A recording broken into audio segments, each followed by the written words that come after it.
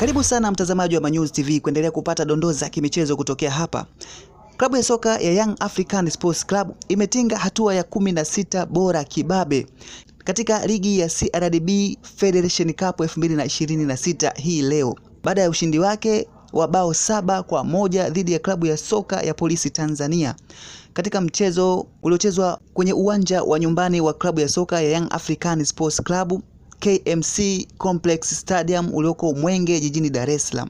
Wachezaji waliofanikiwa kucheka na nyavu katika mchezo huo siku ya leo ni pamoja na Star Boy Alan Okello aliyeshinda goli moja, akiendeleza mfululizo wake baada ya kufungulia kushinda magoli kupitia klabu hiyo ya Young African Sports Club baada ya kukaa muda mrefu pasipo na kufunga goli lolote. Na wachezaji wengine ni Mudathir Yahya, Depu, Joseph Majagi, Buba Jameh, Abdul Nasir.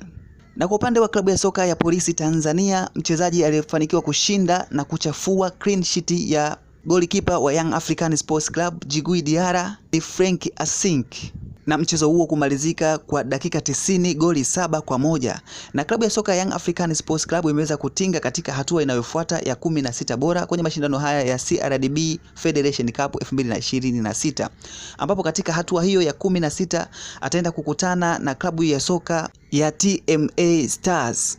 Hii leo pia kulikuwa na michezo miwili ya ligi hii ya CRDB Federation Cup, ambapo klabu ya soka ya Azam Football Club pia iliingia dimbani kumenyana nguvu na klabu ya soka ya Mbeya Kwanza, ambapo Azam Football Club imeweza kuibuka na ushindi wa goli 1-0 dhidi ya klabu ya soka ya Mbeya Kwanza, na Azam Football Club kusonga mbele katika hatua ya 16 bora. Goli lililofungwa katika klabu ya soka ya Azam Football Club na mshambuliaji wa klabu hiyo Idi Suleiman Idi Nado. Bwana, hizo ndo tetesi za mchezo wa leo kati ya Young African Sports Club na Polisi Tanzania, ambapo Young African imeweza kushinda magoli 7-1.